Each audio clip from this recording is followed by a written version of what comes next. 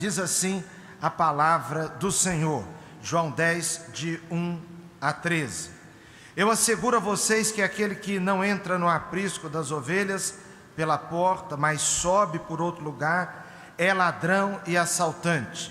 Aquele que entra pela porta é pastor das ovelhas. O porteiro abre-lhe a porta e as ovelhas ouvem a sua voz. Ele chama as suas ovelhas pelo nome e as leva para fora. Depois de conduzir para fora todas as suas ovelhas, vai adiante delas e estas o seguem, porque conhecem a sua voz. Mas nunca seguirão o estranho. Na verdade, fugirão dele, porque não conhecem a voz de estranhos. Jesus usou essa comparação, mas eles não compreenderam o que lhes estava falando. Então Jesus afirmou de novo: digo a verdade, eu sou a porta das ovelhas. Todos os que vieram antes de mim eram ladrões e assaltantes, mas as ovelhas não os ouviram. Eu sou a porta. Quem entra por mim será salvo. Entrará e sairá e encontrará pastagens. O ladrão vem apenas para roubar, matar e destruir. Eu vim para que tenham vida e a tenham plenamente. Eu sou o bom pastor. O bom pastor dá a sua vida pelas ovelhas. O assalariado não é o pastor a quem as ovelhas pertencem. Assim, quando vê que o lobo vem, abandona as suas ovelhas e foge. Então o lobo ataca o rebanho e o dispersa. Ele foge porque é assalariado e não se importa com as ovelhas. Que Deus abençoe sua boa palavra ao nosso coração, amém? Vamos orar mais uma vez. Senhor nosso Deus, nós invocamos o teu nome nesta hora mais uma vez, pedindo, Senhor Deus, o teu agir, o teu trabalhar em nós, que nenhum de nós saia daqui como entrou, que nós saiamos daqui, Senhor, melhores, mais chegados ao Senhor, mais abençoados. Guarda nossas vidas, Senhor. Nós oramos em nome de Jesus, amém. Meus irmãos, eu tenho ficado impressionado ao longo do tempo como nossas vidas podem melhorar, mas como também nós podemos piorar. Eu tenho observado nesse tempo que sou pastor, como uma pessoa se aproxima de Deus às vezes, chega na igreja muitas e muitas vezes, com sua vida destruída, sem alegria alguma. Outras vezes, meus irmãos, com a vida toda desarrumada, como uma casa desarrumada. E com o tempo Deus vai realizando uma obra tão linda ali, e aquela pessoa torna-se quase que irreconhecível. Uma ocasião eu atendi uma pessoa que estava chegando para a igreja e ela começou a me narrar a respeito da sua vida econômica, financeira, do seu modo de compreender essas coisas, dizendo de um modo bem comum, ela estava completamente enrolada. E olhando para aquela realidade, irmãos, eu pensava, só mesmo Deus, porque uma pessoa nessa situação não se conserta mais. O tempo passou, ela se firmou na presença de Deus, teve a vida transformada, e há um tempo atrás ela me ligou querendo conversar e foi lá na igreja para me dizer o que estava acontecendo com sua vida. Irmãos, uma realidade totalmente oposta à primeira. Tenho ficado também, irmãos, vejo isso constantemente, no que se refere à vida familiar. A vida familiar às vezes está complicada ao extremo. Uma pessoa sem muita noção das coisas, não sabe ser um marido, outra hora a mulher não sabe ser uma esposa, não sabe ser mãe, e essas coisas são interessantes porque ninguém sabe de fato 100%, nós vamos aprendendo no viver, mas os conceitos, os princípios, a falta deles, pode realmente assim, estabelecer uma realidade tão ruim, mas com o tempo a pessoa vai mudando. Tenho observado também, irmãos, nas vidas dos meus amigos que são mais velhos. E eu queria tomar um amigo aqui como exemplo, meu pai. Meu pai sempre foi muito bom, irmãos. Meu pai sempre foi um exemplo de trabalho, de compromisso com a família, de compromisso com a igreja, de compromisso com coisas corretas. Meu pai fez agora em janeiro 80 anos e nós tivemos um culto. Irmãos, como eu tenho aprendido com a vida do meu pai. E quando você tem a oportunidade de acompanhar o envelhecimento dos pais, é uma bênção, porque você pega carona. Eu não sei se eu vou saber explicar o que eu estou pensando. Você pega carona, a vida do outro acaba acrescentando, porque as experiências do outro você vai aprendendo com as suas e com as dele ou dela. Eu fui vendo meu pai melhorar ainda mais. O meu pai foi envelhecendo e ficando melhor do que já era. Então, se por um lado é possível melhorar, é bom que tenhamos também, irmãos, a consciência de que é possível piorar. Às vezes o tempo vai passando e nós vamos ficando piores. Casamento é um dos exemplos. Eu não sei se é porque nós fazemos muitos casamentos. Teve um ano que eu fiz 30 casamentos.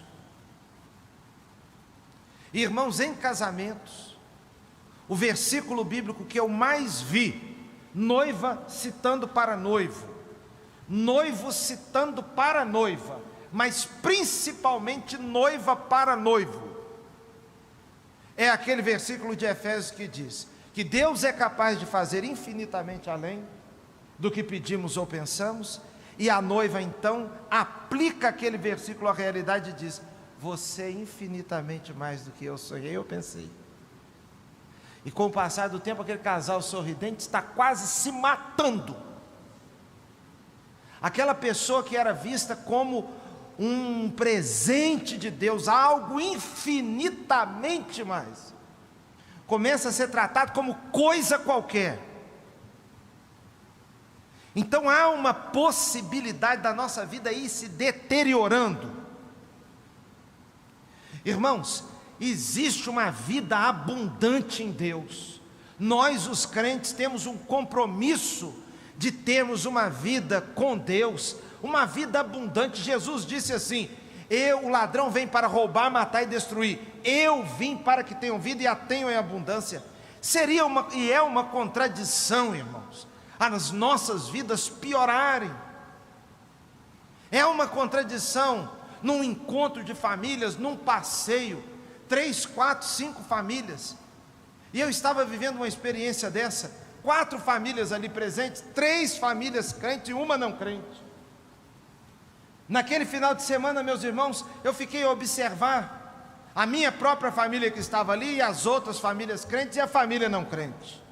Se alguém chegasse ali, sem conhecer quais eram as famílias crentes e qual era a família não crente, chegaria à conclusão que aquela família não crente era a família do pastor, porque era mais equilibrada.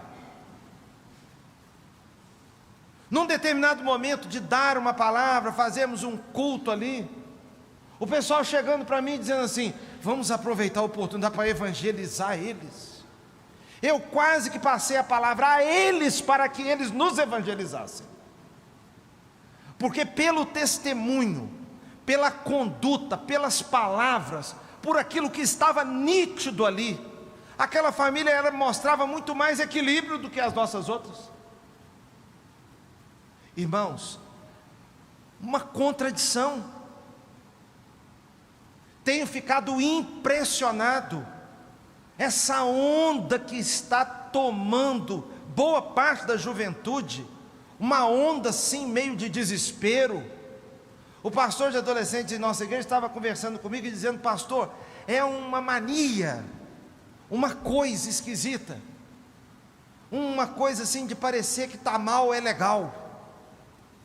Eu estou bad, eu estou mal, eu estou para baixo, postando coisas assim com a cara meio, semblante meio, estou na pior, que dia, que vida.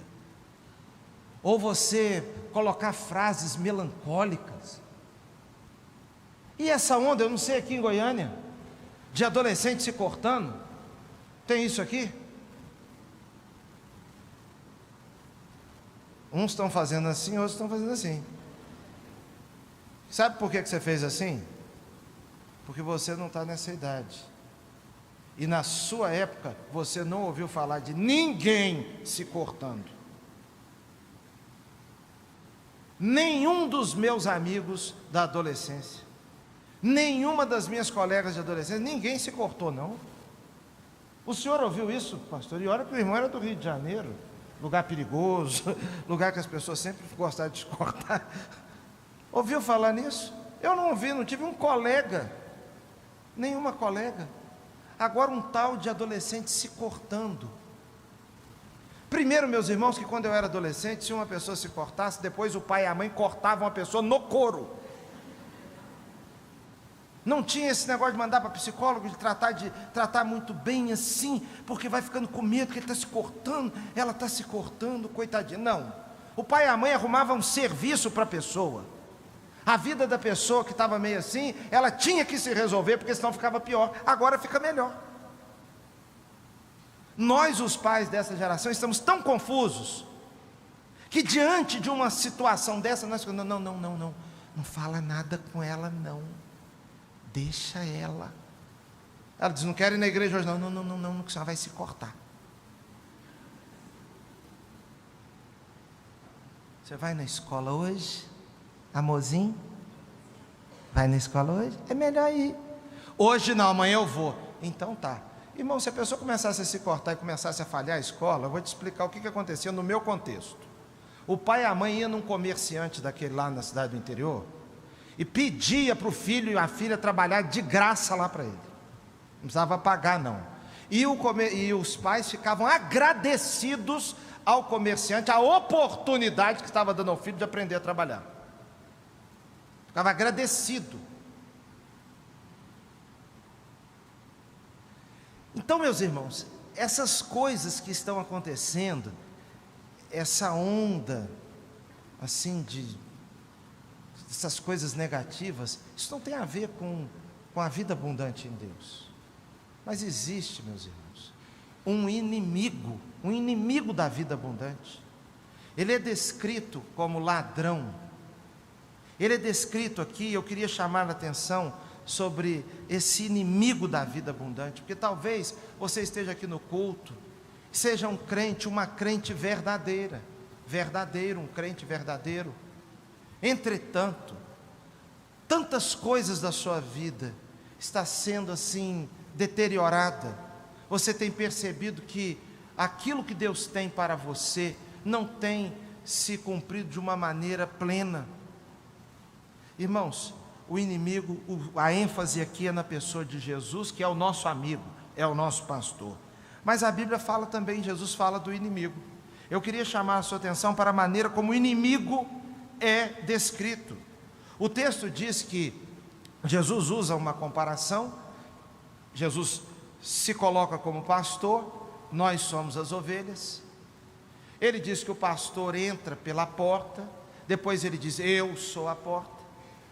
Jesus diz, eu vim para que tenham vida e a tenham em abundância. Esse pastor, ele guia as ovelhas, ele chama cada uma pelo nome, porque Deus nos conhece. Deus nos conhece. Agora, e o inimigo? E nós devemos estar vigilantes com relação a isso. Em primeiro lugar, o inimigo é chamado de ladrão, ou seja, nunca acrescenta, sempre tira. Ladrão não vem para trazer presente, vem para tirar. Porque o pecado nunca abençoa, o pecado nunca nos melhora, o pecado nunca é virtuoso. Sempre que o diabo age para tirar da sua vida, nunca para acrescentar. Ele é chamado também de salteador ou assaltante. Isso porque, meus irmãos, Jesus está querendo revelar o caráter astuto de criador de armadilhas. Eu fui assaltado, meus irmãos, vivi no Rio de Janeiro de 94 até o ano de 2018, sem praticamente ver nada assim negativo, em termos assim, comigo. Quando morávamos no seminário, era comum escutarmos tiroteio em alguns morros próximos a nós lá. Eu me recordo da primeira vez, nós estávamos nos primeiros dias do seminário, eu estava no quarto e comecei a escutar fiquei todo encolhido na cama, com medo. Passado um tempo, escutava estava lendo a Bíblia, conversando com os colegas e normal. Mas eu mesmo nunca tinha sofrido uma violência pessoal. Meu colega de quarto, meu colega que morou comigo um dia, fazendo uma caminhada, viu uma pessoa matando a outra, chegou todo assustado, e eu, graças a Deus, nunca tinha visto nada. O ano passado, estava indo embora do culto de quarta-feira com meu casal de filhos, indo embora e, de repente, eu olhei para o relógio no painel do carro, 9h46 da noite. Um carro forçou a passagem, entrou na nossa frente e de repente parou. E quando ele foi parando, as duas portas de trás já começaram a se abrir. Eu disse, nós vamos ser assaltados. Meu menino estava atrás na cadeirinha, com cinto. É uma coisa complicada, irmãos. Minha menina, que agora tem 13 anos, tinha 12, estava do lado. E 4 pessoas saíram do carro, apontando uma arma. Um deles, quando saiu do carro, porque o carro ainda estava um pouquinho em movimento, ele caiu sentado no chão, no asfalto. Irmãos, pela misericórdia de Deus, eu não matei aquele rapaz. Porque se eu tivesse tido uma reação daquela impensada, eu podia ter avançado com o carro para cima dele e podia ter atropelado. Mas nós fomos assaltados ali, graças a Deus, não dá para contar a história toda, mas nós fomos assaltados. O carro foi devolvido 2h30 depois na igreja, com pedidos de desculpas ao pastor. Mas aquele dia, irmãos, eu entendi o que era um assalto. O espírito do assaltante. Agora, no final do ano, de novo, o mesmo carro que tinha sido roubado foi de novo e não voltou agora. Uma situação parecida. Uma situação parecida. Entrou na frente, desceu e apontou a arma. Irmãos, ser tomado de assalto é ser tomado de surpresa. Na primeira vez, eu estava conversando e falando com a nossa filha sobre a hora que tinha que acordar no outro dia cedo. Estava indo para casa com a intenção de ir para casa. Eu estava distraído.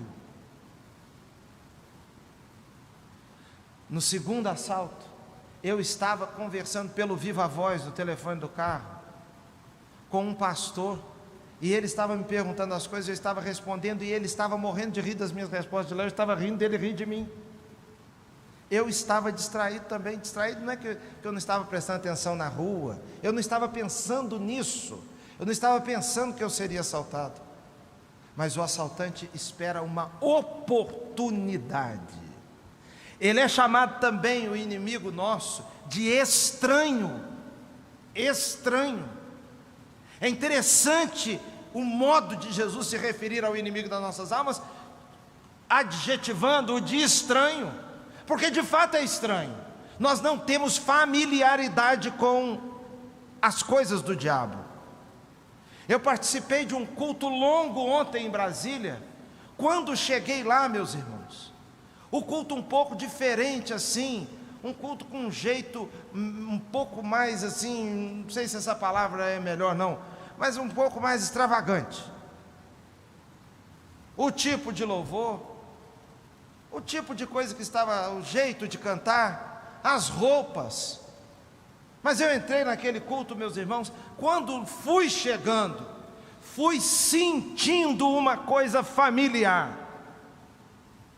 O nome de Deus invocado, o nome de Deus exaltado, o nome de Jesus exaltado, aqueles louvores, foi me dando aquela alegria.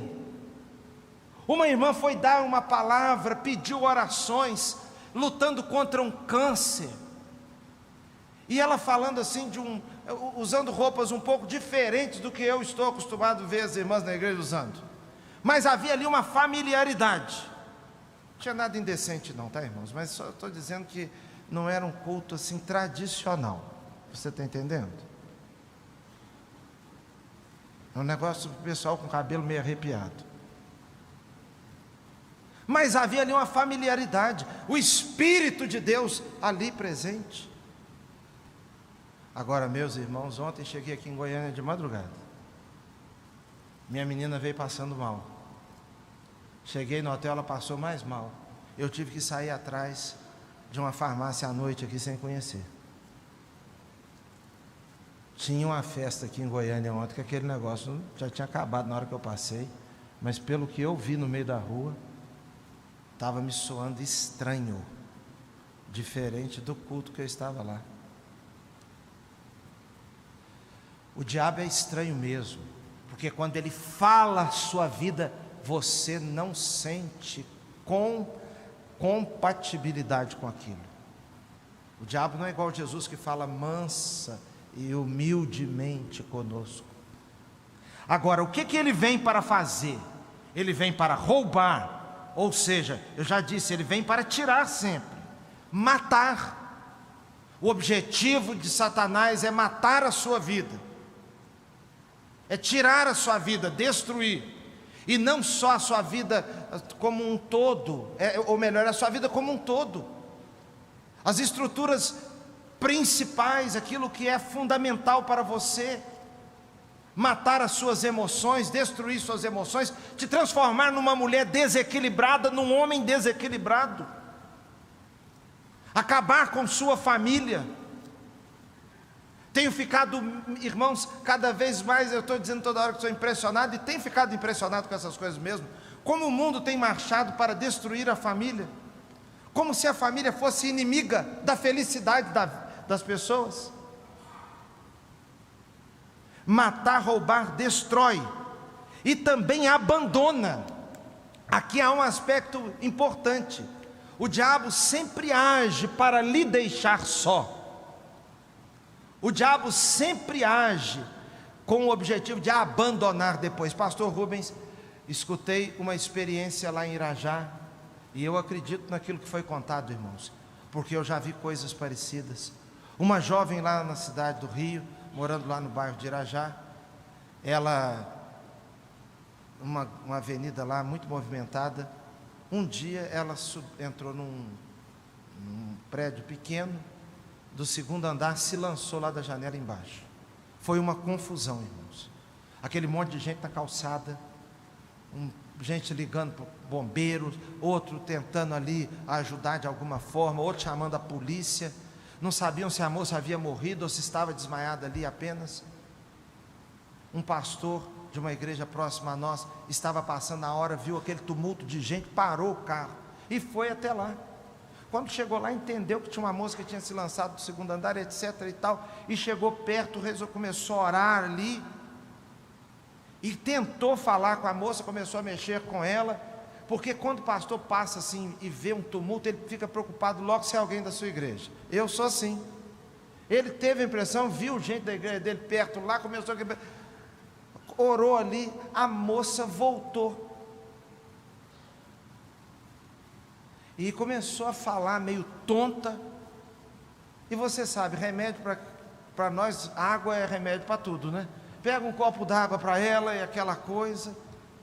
Na minha terra lá, meus familiares, é água com açúcar. Dá água com açúcar. Arrumaram uma água, conversa para cá, para lá. Depois que a moça se recompôs melhor, o pastor falou com ela: o que foi, minha filha? Ele disse: pastor, ela disse: pastor, eu tenho vivido situações terríveis na minha vida. Desde pequena, de vez em quando, um espírito maligno me toma. E eu já vivi a experiência, por exemplo, de ir para Copacabana e o espírito me conduzir para dentro da água. E depois de noite, eu lá dentro da água, ele sair e me largar. E eu, sem entender, Você pode dizer assim: eu não acredito nisso. Pois é, mas a Bíblia diz que o Espírito pegava o menino e o lançava no fogo. Roubar, matar e destruir. E como é que essa obra acontece? Basicamente, irmãos, por duas coisas. O diabo usa para matar, roubar e destruir circunstâncias e pessoas. Circunstâncias.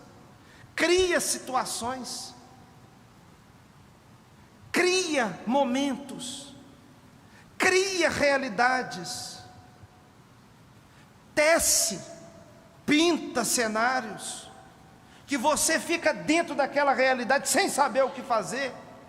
Uma coisa realmente diabólica para matar, roubar e destruir, e depois abandonar.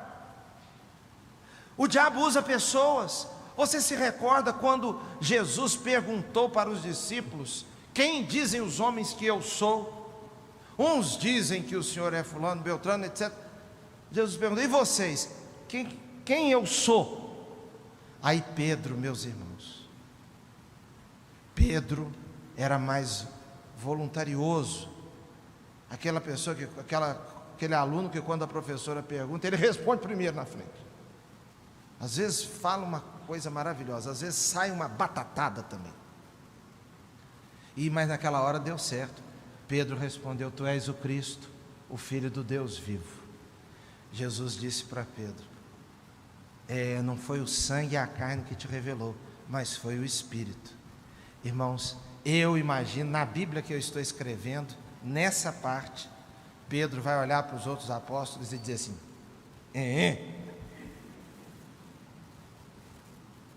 viram? Daqui a pouquinho, Jesus disse que seria crucificado. Pedro chega perto dele e diz assim: de jeito nenhum, de modo nenhum. Jesus foi e disse: para trás de mim, Satanás. Porque o diabo quer usar qualquer pessoa, estava querendo usar até Pedro. Usa circunstâncias e pessoas. E nós? O que nós devemos fazer? Como vencer isso? Em primeiro lugar, meus irmãos, mantenhamos um relacionamento verdadeiro com Jesus Cristo, nosso pastor. Relacionamento verdadeiro, real. Quando nós estamos num culto, escutamos uma irmã como a irmã Jô, é Jô? Escutamos uma pessoa como a Jô cantando. Eu quase peguei o microfone aqui e comecei a cantar junto, Jô. Dá vontade da gente cantar mesmo. É bem verdade que o efeito contrário também pode acontecer, que você vê a menina cantando tão bem que você pensa: meu Deus do céu, é melhor que eu fique calado, porque se tem quem cante bonito assim, é melhor eu que não canto assim ficar quieto. Mas o fato é que a gente está num culto, nós temos uma tendência de ter um momento de mais inspiração. Mas note, não é só isso que sustenta a nossa vida, é aquela relação verdadeira, pessoal. Pastor Rubens, quando o texto fala sobre o bom pastor, diz que ele leva para fora do aprisco, depois traz de volta. Irmãos, o sair do aprisco e voltar, e levar para tomar água, e levar para comer, faz parte da rotina, não é uma coisa ocasional. Uma relação verdadeira. Sabe que quando Jesus diz: eu sou o bom pastor, e quando Jesus diz: eu sou a porta, porque de fato o pastor era a porta. A porta do aprisco não era de madeira, não era de ferro, era aquela entrada, e o pastor ficava na entrada, ele era a porta. Se alguma coisa quisesse entrar que não pudesse entrar, ele impedia.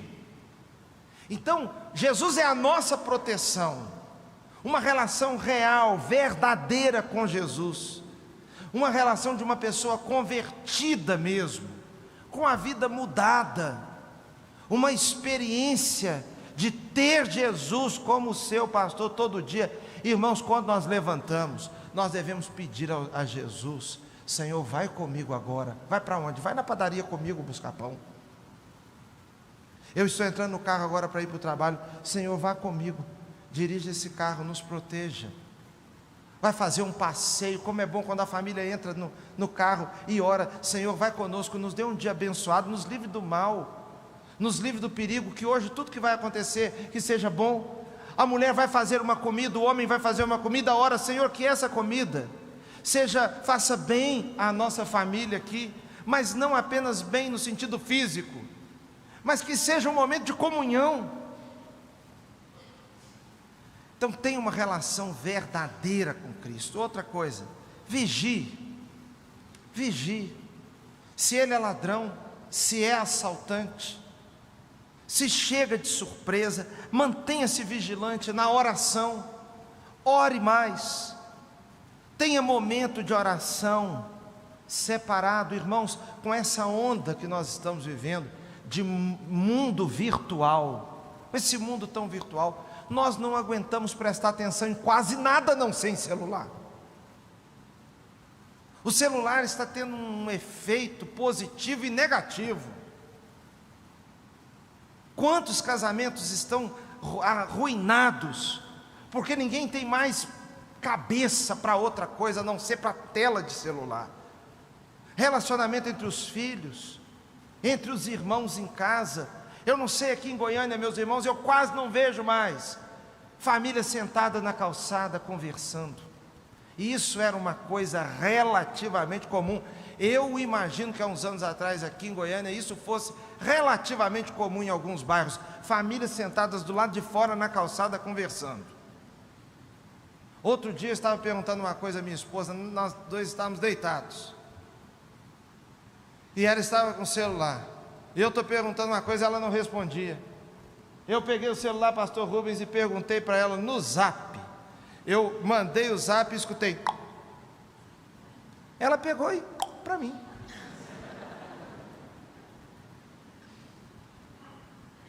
Uma coisa do nosso tempo. Nós estamos no meio da oração passando o zap para os outros. Outro dia eu estava pregando numa igreja, quando eu fiz uma pausa assim, eu escutei. Aí eu olhei para ele e falei para o rapaz assim: você está passando o zap para alguém.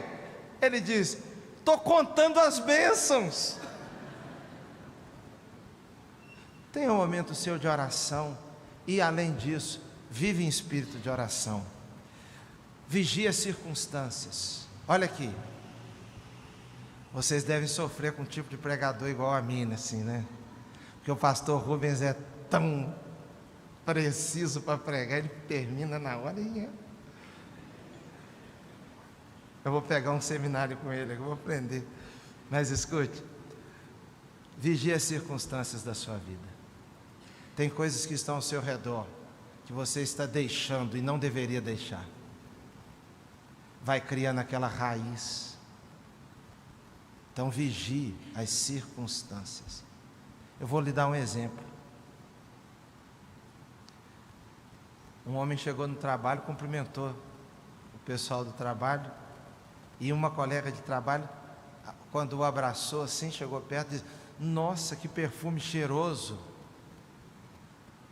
E ela disse, quando sentiu o perfume, disse assim: que perfume cheiroso, dá vontade de morder.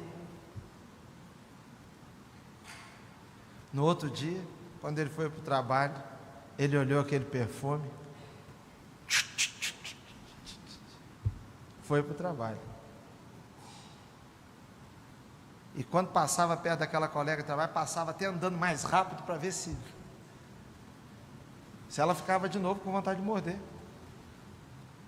Vigie as circunstâncias. Jogue fora esse perfume. Vigie as circunstâncias. Porque depois, meus irmãos, não adianta jogar a culpa no diabo. Uma amizade que você faz, e aquela amizade está sendo muito assim envolvente, mas o que ela está provocando no todo da sua vida, vigie as circunstâncias. Outra coisa, vigie a sua mente e seu coração. Irmãos, nossos corações e mentes são tomados às vezes por ideias, por pensamentos que são diabólicos. Eu visitei um rapaz um dia que tinha perdido o irmão, morto pelo tráfico. E ele disse assim para mim e para um outro pastor da nossa igreja: eu vou vingar o meu irmão. Irmãos, eu vou pedir licença para usar uma palavra ruim aqui, pastor Rubens. Vou pedir licença aos irmãos. Na hora, eu tive um ímpeto. Eu disse para ele assim: os irmãos me desculpem, eu vou usar uma palavra chata aqui, tá? Mas foi no ímpeto, eu disse assim: deixe de ser idiota. Você está sendo idiota. Quando eu vi, eu já tinha falado. 15 dias depois, aquele rapaz tentou matar quem matou o irmão dele e foi morto. Irmãos, vigiar as ideias. Eu vou vingar, eu vou fazer, eu vou. O que está rondando o seu coração? Quando Caim estava para matar o seu irmão, o Senhor disse a ele: Caim, o pecado já está à porta, bate a porta. Agora você sobre ele deve dominar. Vigie sua mente, seu coração, vigie sua boca. Repita comigo: vigie sua boca. Agora fala o seu nome e fala: vigie sua boca. João Emílio, vigie sua boca. Não fala João Emílio. Sabe por quê, irmãos? Porque aquilo que falamos tem um efeito na vida dos outros, mas tem um efeito maior em nossas vidas. Quando eu digo para minha filha, para o meu filho, para minha esposa, para minha mãe, para o meu pai, para minhas irmãs, para um amigo, para uma amiga, quando eu digo: eu te amo, isso faz bem a quem escuta, mas faz mais bem a mim, porque eu preciso me escutar dizendo: eu te amo. Mas se eu humilhar alguém, se eu humilhar o pastor Rubens, irmãos, aquela humilhação, aquela agressão fará mais mal à minha vida do que a dele. Ainda que eu vá embora para o Rio de Janeiro pensando: eu sou assim mesmo, comigo ninguém pode, eu falo mesmo. Ainda que eu vá tentando fazer parecer que o errado é certo, aquele fato afeta negativamente a minha vida. Que Deus nos abençoe, que Deus nos dê o favor de termos uma vida realmente abundante. Vigie, cuide da sua vida espiritual, mantenha-se ligado a Jesus, vigie as circunstâncias, para onde isso está me levando, o que isso está fazendo no meu coração. Uma jovem nossa passou num concurso, um jovem nosso passou num concurso, numa prova difícil. Com o tempo a vida foi piorando. Sabe o que é isso, irmãos? Falta de vigilância. Porque uma circunstância que era positiva, o diabo quer transformar em negativa.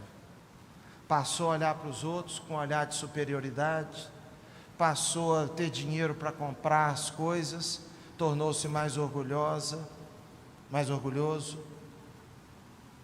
passou a ter um sentimento de independência: eu não preciso de ninguém. Começou a estudar lá umas coisas, começou a chegar na igreja e achar que ninguém da igreja lia nada, que ninguém sabia de nada. Irmãos, Deus nos abençoa para nos tornarmos mais humildes e não mais bobos. Deus nos abençoa para que nós nos tornemos mais humildes e não mais soberbos. Vigie as circunstâncias na sua vida, mantenha o seu coração em Deus e cuide daquilo que você tem que cuidar, para que a sua vida não seja uma vida que anda deteriorando, mas crescendo no Senhor. Vamos orar? Senhor Deus e Pai, obrigado por esta hora de culto ao Teu nome, e nós pedimos que o Senhor aplique a Tua palavra em nossos corações, em nome de Jesus, amém.